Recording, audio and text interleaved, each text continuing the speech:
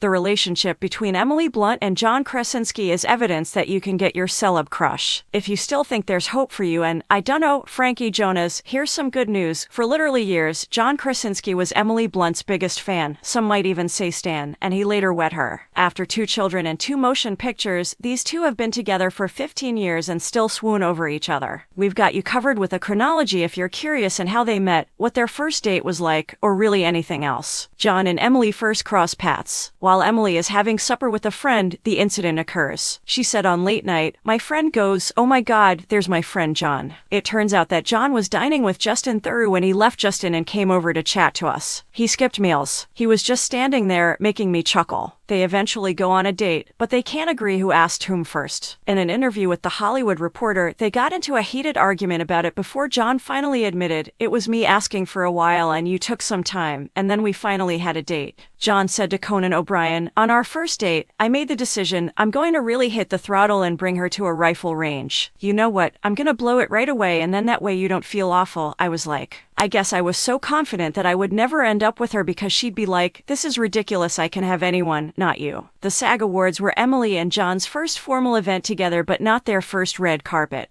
According to him, there were unicorns, oceans, and clouds when we were in Los Angeles. "Yes," she replied. "It was really relaxed. I felt anxious throughout the board. After I and her both started crying, everyone else in the room started crying as well. Then, although I believe most people were unsure of what was happening, they were crying because we were crying. Yet it was excellent. Ultimately, she said yes, which is fantastic. It has a significant role in everything."